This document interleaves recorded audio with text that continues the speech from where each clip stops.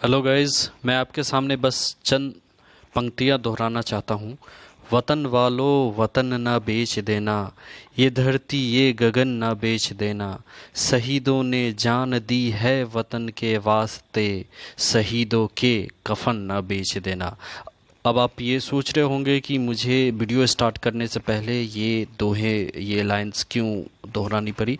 तो दरअसल इस वीडियो का मेरा मकसद ही ये है कि मैं उन भारतवासियों को ये मैसेज दे सकूं जो देश में रह के भी देश से गद्दारी करते हैं और ऐसी गतिविधियों में हिस्सा लेते हैं जो देशद्रोही गतिविधियां शामिल होती है।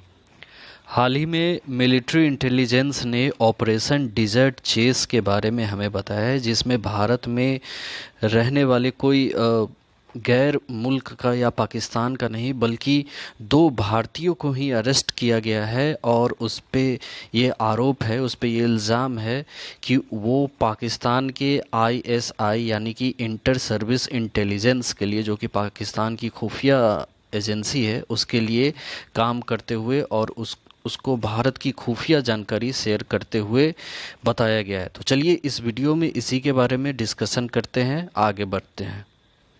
तो ये ऑपरेशन डेजर्ट चेस क्या है, ये इसके बारे में मैं आपको बताता हूँ। दरअसल राजस्थान पुलिस ने हाल ही में सैन्य खुफिया सूचनाओं के आधार पर जयपुर में दो नागरिक रक्षा कर्मचारी, जी हाँ, ये भारत के ही रक्षा कर्मचारी थे, ये भारत की रक्षा के लिए और रक्षा संबंधित कार्यों में संलिग्ध थे। ये भारत के ही व्यक्ति थे जिसने आईएसआई के लिए भारत की गोपनीय अति कॉन्फिडेंशियल जो बातें होती है वो शेयर की है। तो इनको गिरफ्तार किया गया है। इन्हें इस इनपुट पर गिरफ्तार किया गया है कि वे पाकिस्तान की जासूसी एजेंसी आईएसआई के लिए सूचनाएं एकत्रित करते थे और उन्हें भेजते थे। ये देखिए, ये राजस्थान का मैप है जिसे मैंने जूम कर दिया है। आप यहाँ बीकानेर देख पा रहे हैं। ये बीकानेर और श्री गंगानगर जो है, ये भारत के दो अति महत्वपूर्ण और संवेदनशील क्षेत्र है जहाँ आए दिन मिलिट्री एक्सरसाइज होती रहती है।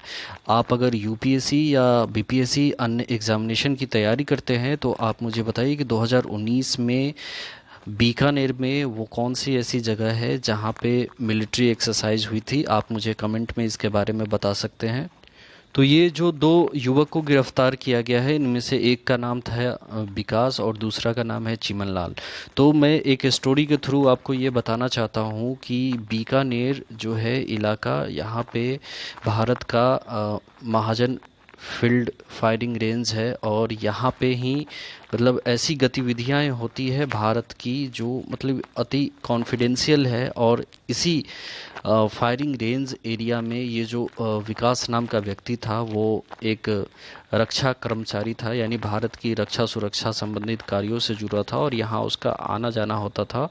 और दरअसल एक फेसबुक पे इसकी दोस्ती होती है एक गर्ल से, जो कि दरअसल एक पाकिस्तान की आईएसआई एजेंट होगी। इसने अपना नाम अनुष्का चोपड़ा बताया। दरअसल अपने नाम से ये कुछ अलग साबित करना, कुछ अट्रैक्ट करना चाहती थी और इसने दोस्ती कर ली विकास से, जो कि रक्षा कर्मचारी था भारत का। और दोनों में काफ़ी दोस्ती हो गई और तकरीबन उसने ये भी बताया कि वो भारत अनुष्का जो चोपड़ा जो फेक लड़की थी, उसने ये बताया कि वो भारत की सुरक्षा से संबंधित कामों में संलिग्ध है, उसी की तरह, विकास की तरह। लेकिन दरअसल वो आईएसआई की एक एजेंट थी। तब इन दोनों में काफ़ी जब अच्छी दोस्ती हो जाती है, उसके बाद अनुष्का चोपड़ा जो है वो विकास को अपने एक दूसरे हैंडलर से मिलवाता है। यानी ये हैंडलर वो लोग होते हैं जो काफ़ी बड़े पैमाने पर जासूसी का काम करते हैं। इस हैंडलर ने दरअसल विकास को अपने गिरफ्त में लिया, विकास का मतलब विश्वास जीता और उसे पैसे का लालच दिया और कहा कि वो भारत के जितने भी खुफिया जानकारी है, जो यानी एम्यूनेशन संबंधी जानकारी हो या फिर भारत के सैन्य संचालन संबंधी जानकारी हो, सीनियर ऑफिसर्स का नाम हो, इन सब का नाम बताया और इसके बदले उसे पैसा दिया जाएगा। विकास इसी चीज़ में फंस गया और उसने अपनी बहुत सारी बातें जो है वो आईएसआई के उस एजेंट को बता दी। उसने जैसे हमारे एम्यूनेशन डिपो के बारे में उसने जानकारी दी, हमारे कुछ सीनियर ऑफिसर्स के उसके प्लान के बारे में, उनके रैंक, उनके पोजीशन के बारे में जानकारियाँ दी, जो काफ़ी संवेदनशील जानकारी थी, जो कि भारत की सुरक्षा के दृष्टिकोण से काफ़ी संवेदनशील जानकारी थी। इसलिए विकास और चिमन लाल को ऑफिशियल सीक्रेट एक्ट 1923 के तहत गिरफ्तार कर लिया। अब दरअसल ये ऑफिशियल सीक्रेट एक्ट 1923 क्या है, आपने हिस्ट्री में पढ़ा होगा कि इस कानून को वर्ष 1923 में अधिनियमित किया गया था। वर्ष 1947 में स्वतंत्रता के बाद भी यह कानून बरकरार रहा। दरअसल ब्रिटिश ने इसे इम्प्लीमेंट किया था, इस कानून को, जो कि 1947 के बाद भी भारत सरकार ने इसे आगे बढ़ाना सही समझा। यह कानून सरकारी कर्मचारियों एवं नागरिकों पर लागू होता है। यह जासूसी, राजद्रोह एवं राष्ट्र की अखंडता के लिए अन्य संभावित खतरों से निपटने के लिए दरअसल लगाया गया था, ताकि राष्ट्र की एकता, अखंडता और सुरक्षा संबंधी किसी तरह की जानकारी किसी और से शेयर न की जा सके। इस कानून के तहत जासूसी करना, गुप्त जानकारी साझा करना, वर्दी का अनाधिकृत उपयोग करना, जानकारी रोकना, प्रतिबंधित करना या प्रतिबंधित क्षेत्रों में सुरक्षा बलों के साथ हस्तक्षेप आदि को दंडनीय अपराध माना गया है। ऑपरेशन डेजर्ट चेस में दरअसल यूपी एंटी टेररिज्म स्क्वाड और राजस्थान पुलिस ने संयुक्त रूप से इस काम को अंजाम दिया, इस ऑपरेशन को अंजाम दिया। इस ऑपरेशन की जो इनपुट थी, जो जानकारी थी, वो मिलिट्री इंटेलिजेंस से यानी एमआई से प्राप्त हुई थी। डिजर्ट चेस नाम देने के पीछे रीज़न यही था कि ये राजस्थान पुलिस का और एंटी टेररिज्म स्क्वाड का एक संयुक्त ऑपरेशन था, इसलिए राजस्थान में होने के कारण इसे डेजर्ट चेस नाम दिया गया, जिसका हिंदी में अर्थ होता है चेस यानी पीछा करना, डेजर्ट यानी आप जानते हैं मरुभूमि। इन दोनों रक्षा अधिकारी यानी विकास और चिमन लाल को ऑफिशियल सीक्रेट एक्ट 1923 के प्रासंगिक धाराओं के तहत गिरफ्तार किया गया, जिसके बारे में मैंने अभी आपको बताया था।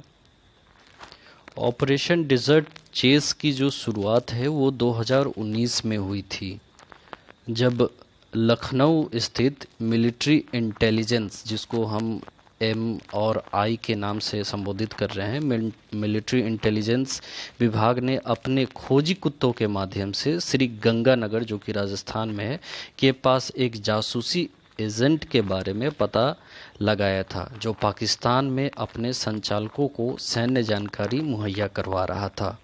वर्तमान में यह कानून उन कार्यों की निंदा करता है जिससे देश की एकता और अखंडता और सुरक्षा पे किसी तरह का कुटाराघात होता है, या फिर एक दुश्मन राज्य की मदद करने का जो आरोप शामिल होता है।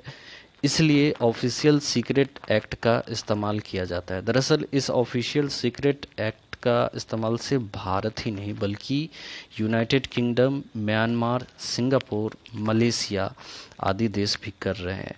हाल ही में न्यूजीलैंड एवं कनाडा ने जैसे देशों में ऑफिशियल सीक्रेट एक्ट की काफ़ी चर्चा रही है। आईएसआई, जो कि पाकिस्तान की एक खुफिया एजेंसी है, भारत के अनुसार पाकिस्तान की इंटर सर्विस इंटेलिजेंस भारत के लोगों के खिलाफ आतंकवादी हमलों की योजना बनाया करती है और उन्हें अंजाम देने में भारतीयों को शामिल करती है। इसका निर्माण 1947 में, ये जो आईएसआई आप देख रहे हैं, इसका निर्माण 1947 में भारत पाकिस्तान युद्ध के बाद किया गया था। आईएसआई को जम्मू कश्मीर को पाकिस्तान का हिस्सा बनाने का कार्य दिया गया था। इसके साथ ही ऑपरेशन टू पैक शुरू किया गया था। ऑपरेशन टू पैक क्या है, चलिए इसके बारे में जानते हैं। ऑपरेशन टू पैक दरअसल पाकिस्तान की आईएसआई द्वारा संचालित एक सैन्य ऑपरेशन है। इस ऑपरेशन के 3 भाग हैं। पहला, भारत को विघटित करना, यानी भारत को खंडित करना, विघटित करना, और दूसरा, नेपाल और बांग्लादेश के साथ छिद्रपूर्ण सीमाओं का लाभ उठाना और ठिकानों में स्थापित करना, यानी इन सब ठिकानों से जहां से भी पाकिस्तान भारत में घुस सकता है, उन सब इलाकों इलाकों को आइडेंटिफाई करना और उन सब इलाकों के थ्रू भारत में घुस के अशांति फैलाना। और तीसरा जो है वो है जासूसी करना।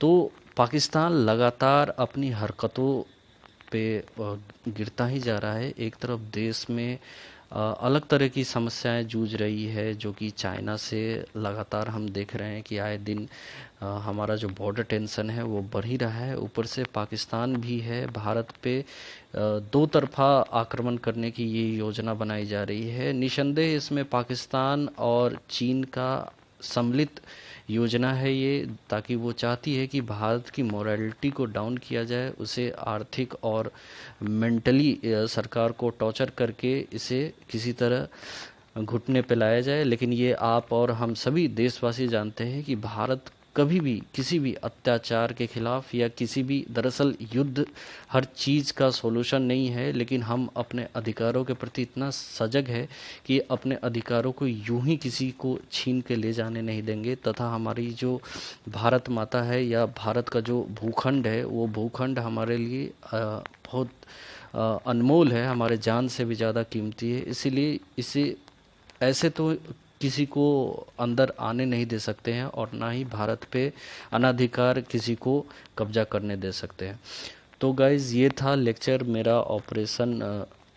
दोस्तों, कमेंट करके ज़रूर बताइए कि आपको हमारे ये लेक्चर कैसा लगा। अगर आपको ये लेक्चर पसंद आता है तो हमारे चैनल को सब्सक्राइब कीजिए और इस बेल आइकन को प्रेस कीजिए, ताकि हमारे लेटेस्ट वीडियो का नोटिफिकेशन आपको जल्द से जल्द मिल सके। अगर आप हमारे चैनल पर नए हैं तो एक बार हमारे चैनल को ज़रूर विज़िट कीजिए। Thank you.